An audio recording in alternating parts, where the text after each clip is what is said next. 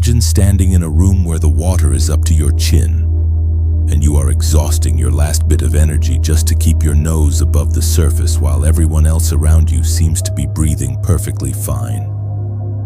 You look around and you see people walking past, completely oblivious to the fact that you are drowning in plain sight. You have called out for backup so many times that your throat is raw, but the horizon stays completely empty. And after a while, the silence starts to feel like a personal rejection. You begin to tell yourself that the rescue is taking this long because there is something fundamentally wrong with you. That if you just had more faith, or a better track record, or a cleaner past, the floor would have stopped dropping months ago. But I need you to stay right here with me for the next few minutes because I am going to show you that you have completely misread the silence. The weight on your shoulders, that heavy thing inside the pit you keep slipping back into, has not been ignored. There is a hand reaching for that weight right now, and it is not a metaphor, it is not a distant memory, and it is not the hand of someone who promised to protect you and then let you down when the stakes were high. It is an actual steady presence extended into the exact situation that has been swallowing your ankles for months. And before our time together is over, you are going to understand why the turnaround you have been begging for has felt so agonizingly slow.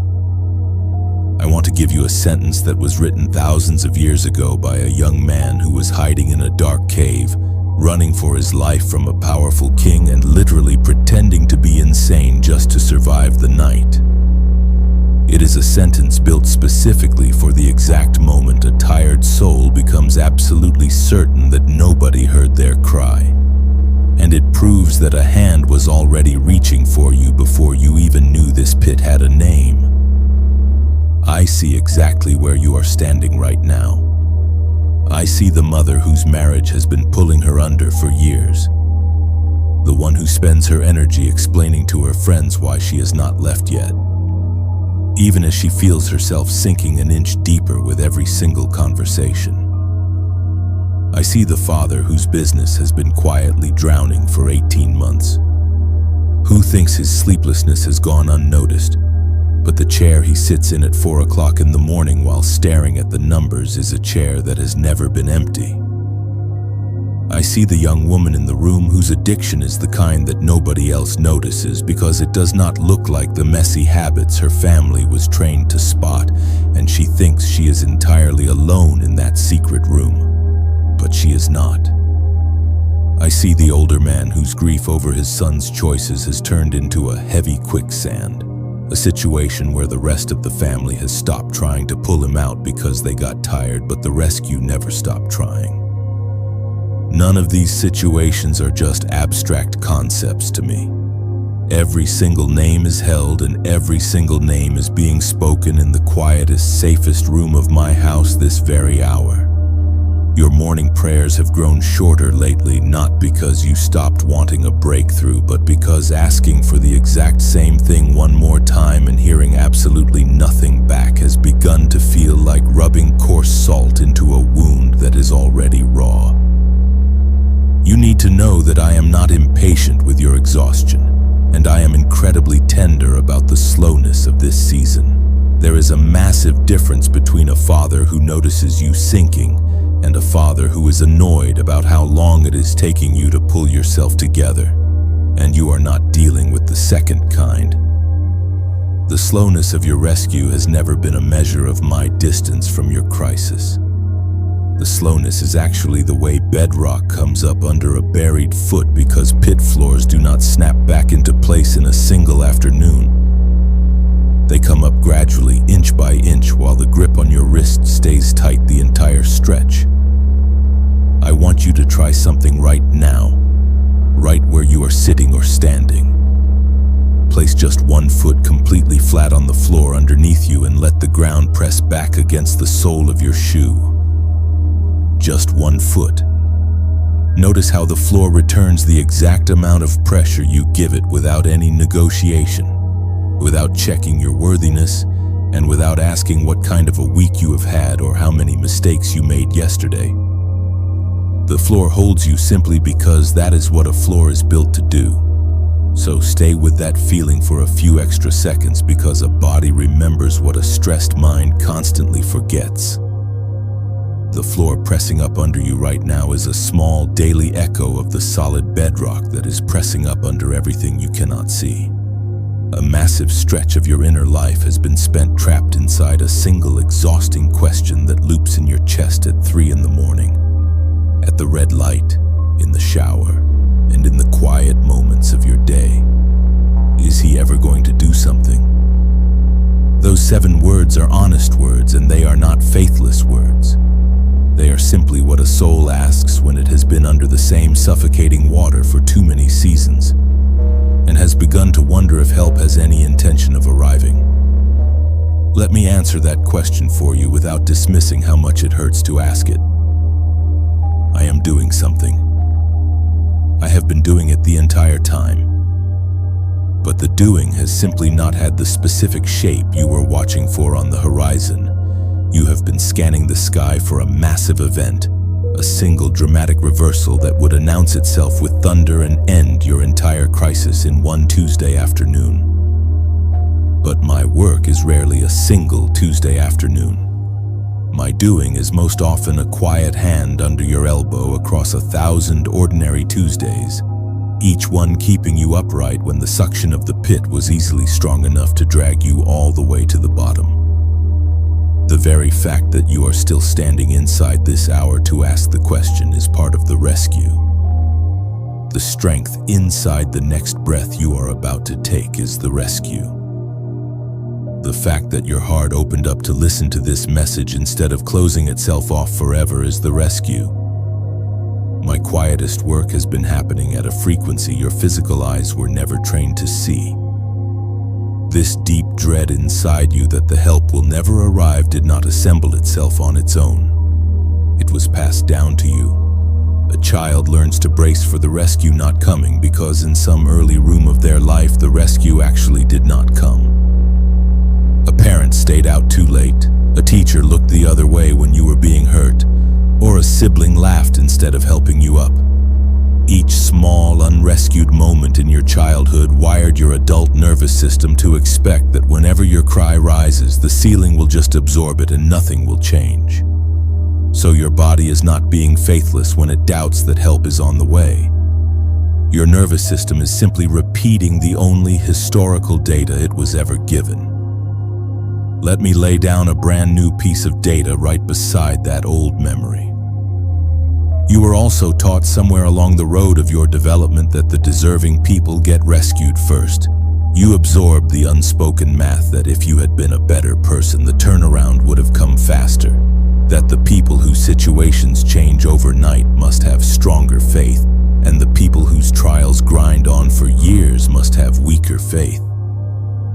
You took that math into your heart without anyone ever needing to write it on a board, and it became a heavy sentence at the bottom of your chest that whispers that things are taking this long because of something wrong with you. That math has never belonged to me, and it has never described how I pull a soul out of trouble.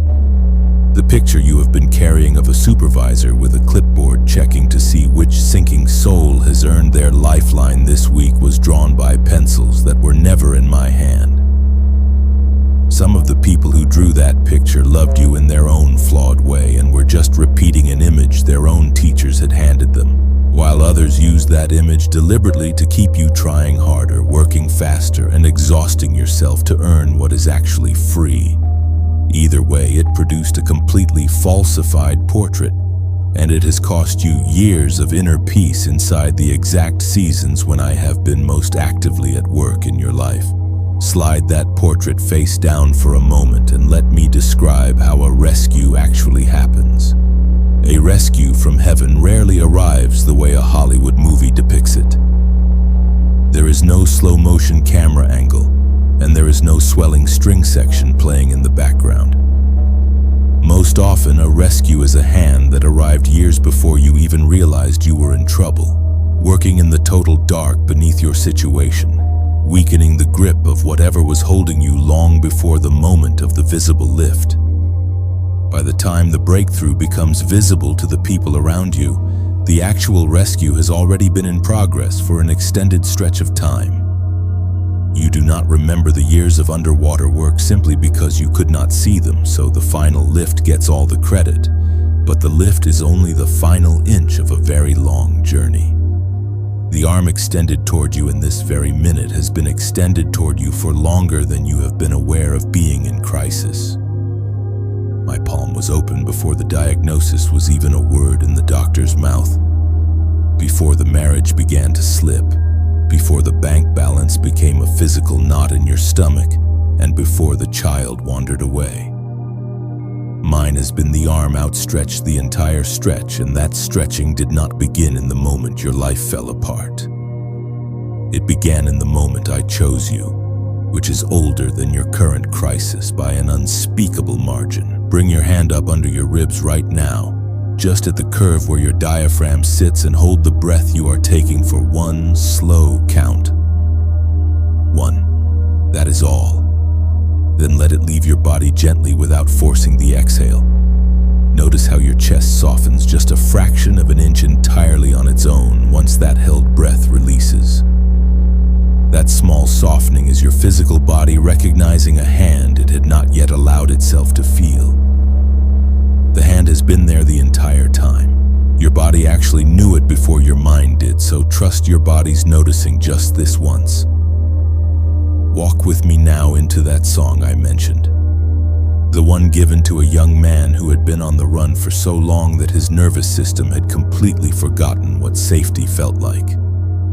He had been promised a kingdom by a prophet years earlier when he was just a boy tending sheep, and he had played the harp in the court of a king who then turned on him and tried to spear him to the wall during a private concert. He had been hunted across the desert like an animal for years, and by the time the events of this particular song took place, he was so far past the end of his physical strength that he did something no respectable warrior in his culture would ever record in a public document.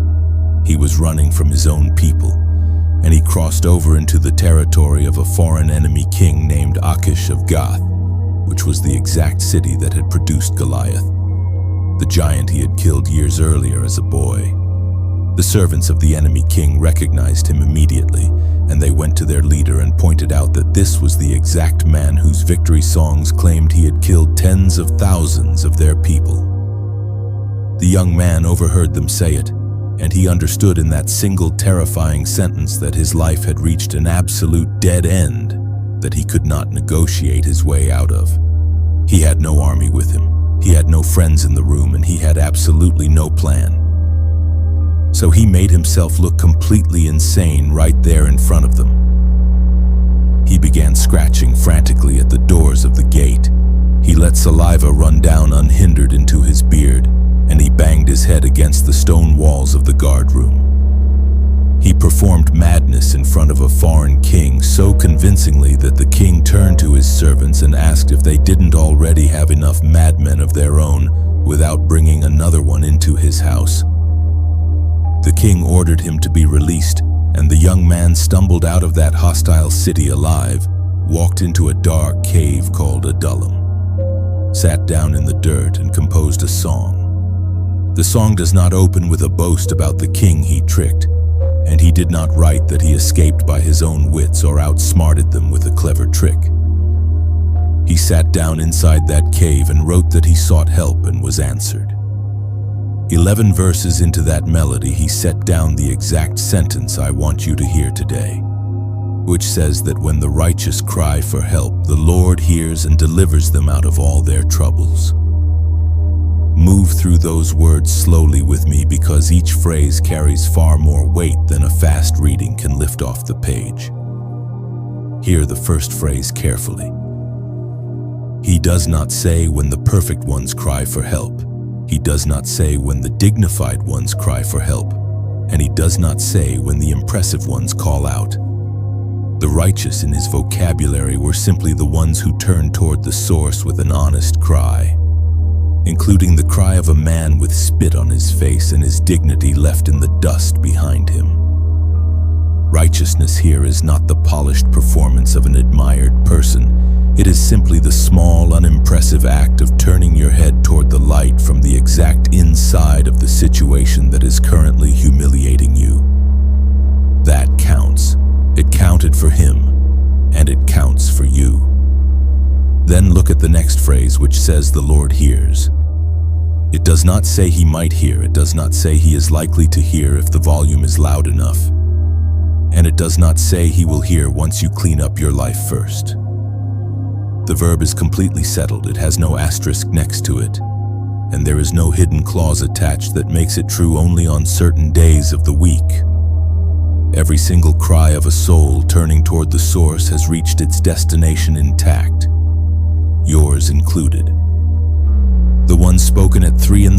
into a damp pillow that nobody else in the house could hear. The ones murmured in a crowded parking lot because the inside of your car was the only place you could let the breakdown happen. And the ones that were not even words yet, but just a tightening of the chest with a name almost forming on your tongue. All of them reached the room and none of them got lost in the transmission. And then the song says he delivers them. The verb is entirely active. It does not say he tries to deliver, and it does not say he considers delivering if the situation meets a certain standard. It says he delivers. Heaven is put into motion the exact moment the cry leaves your lips. Even though you have been picturing the hearing of your prayer as if it were a letter sitting on a distant desk waiting for a response. The hearing of your prayer is itself the first step of the deliverance. The two are not separate events. The moment the cry registers in the upper room, the rescue begins to move through the lower rooms of your life. You do not always see it begin because the body of the rescue is often miles ahead of the visible part of the rescue by the time the final turnaround arrives. Look at the final phrase of that ancient sentence which says, out of all their troubles. He does not say out of the single trouble of your choosing, and he does not say out of the trouble you have ranked as the most urgent. The plural is completely intentional. The man who wrote those words had several massive troubles happening at the exact same time. He had a king who still wanted him dead. He had a band of distressed, broke, and bitter men who had begun gathering around him in the cave. He had a future throne he could not see any road to, and he had a physical body running on sleeplessness and adrenaline for months. All of them were happening at once, and the deliverance he was singing about was not a neat surgical strike. It was a rescue that addressed the entire tangled mess, even the parts of the tangle he could not find the words to name yet. That is the exact kind of rescue that is working in your life right now. I do not deliver one single strand and leave the rest of the rope knotted tightly around your ankles. I unravel the entire tangle, and while that process takes time, it also completely gets done. The man who wrote that sentence did not write it as a theologian sitting in a comfortable library. He wrote it as a survivor who had just walked out of an enemy city alive with spit drying on his chin. He had felt the hand under his elbow in the exact moment he was performing madness for a foreign king. And he felt that hand again in the cold cave and across the next 10 years of his life in cliff faces, deserts, and battles long before he ever sat on the throne he had been promised. He wrote the sentence because he had real, embarrassing, unglamorous data. The data of a saved man who knew how completely unimpressive the moment of saving had often looked from the inside. He also wrote a few songs later that he had been drawn up out of a pit of destruction and had his feet set firmly upon a rock, stitching those two small images together.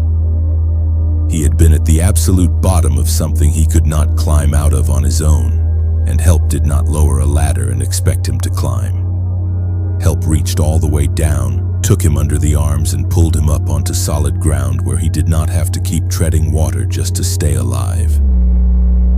That is the exact same shape of rescue that is working in your life right now. Even on the days when the work is happening entirely below the visible line. Look again at the question we opened our time with. Why has the rescue felt so incredibly slow? The answer is beautiful. Because the rescue is not a single event but a long, patient lifting. A pit that was dug over years of trauma, bad decisions, or difficult circumstances does not have its floor raised in a single afternoon. The hand has been on your wrist since before you even realized you were sinking, and the lift has been in progress every single day you survived. The fact that you have remained upright inside a situation that was easily strong enough to break a weaker person is the proof. The visible inch of the lift is going to come, and you are much closer to it than you imagine. But the invisible inches that have already happened underneath the surface are the reason the final step will not feel like a shock when it arrives. Here is something small and practical you can carry into the rest of your week. The next time the suction of your situation pulls at your ankles again, and it absolutely will because old pits do not let go of a person all at once, I want you to pause for just one heartbeat and ask yourself a single question. Whose hand is under my elbow right now? Speak that question out loud if you can. There is absolutely no need to argue with the heavy pull of the situation. Simply ask the question and the answer will come back exactly the same every single time. Mine is under your elbow and it has been there since before you fell. Then exhale a fraction longer than you inhaled and step right into the next ordinary minute with that answer folded against the inside of your shirt. There is a second beat to this practice when you find a quieter moment later in the day. After you ask the question and the answer arrives, do not rush past it. Sit inside the relief of that answer for 3 unhurried breaths. Many of you will try to rush past the comfort because relief is a country you have not lived in for a very long stretch of time. But I want you to stay in that country just a little longer than feels normal. Let your chest register the fact that the lifting has never depended on your personal strength. Your strength has been completely spent for years, so the lifting was never going to come from there anyway. The lifting has been coming from a father whose hand has not grown tired a single time. There is a third movement that is softer still. Each time your situation seems to take a small step backward, whether it is a setback, a relapse, or a piece of bad news that makes you feel like your foot has dropped right back into the pit you thought you had finally stepped out of, refuse to read that small step as evidence that the rescue has stopped.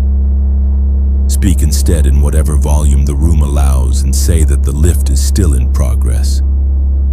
That one short sentence is an entire posture for your soul.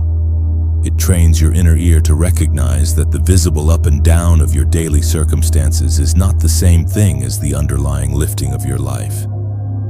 The situation may dip temporarily, but the soul keeps coming up. Both of those things can be true at once, and they usually are.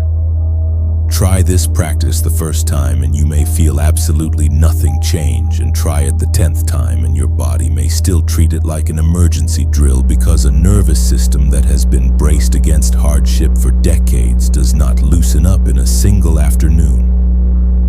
Yet around the 30th attempt, the heavy pull at your ankles will begin to register as just a pull rather than a final verdict on your life. Around the 50th attempt, an entire day will pass without you mentally rehearsing the worst-case scenario of what happens next. And around the 100th attempt, a friend will look at you and say that you seem completely different in this season, and you will not even be able to explain it to them because the change will not be anything you generated yourself. It will be the slow, faithful, quiet lifting of a father whose grip on your wrist tightened long before the situation ever began to swallow your ankles. For whichever of you has cried out for years without seeing a visible answer and has begun to suspect that your prayers stopped arriving, hear me carefully. The cry arrived, every single one of them, and none of your prayers have ever been misfiled in heaven. The silence over your situation was never the silence of an empty hall. The silence was simply the quietness of a builder who was working underneath the floor of the room and could not yet show you the load-bearing walls he was repairing. Walls being repaired make significantly less noise than walls being demolished, so the quiet was actually the proof of the steady work, never the proof of abandonment. For those among you whose physical body itself has become the pit, where an illness refuses to lift on the timeline the doctors hoped for, where fatigue refuses to break, and where pain has decided to live inside the bones it has chosen, hear this too. The rescue I am working inside your body is not always the rescue the next medical scan will reveal. Some of the most significant rescue is happening in the soul of the person inside that body, in the inner room where fear has been the loudest tenant for years, and I am evicting that tenant permanently. The body may take its own time to catch up, but the soul does not have to wait on the body because the soul lives in a different room of the same house, and I am at work in the soul's room every single hour. And to the one whose pit was dug by the hands of another person, through the violation that taught your young body that nobody was coming to help, the betrayal that taught your adult heart that helpers are always liars, and the abandonment that taught your spirit that your cry just rises to the ceiling and stops. Hear this most tenderly.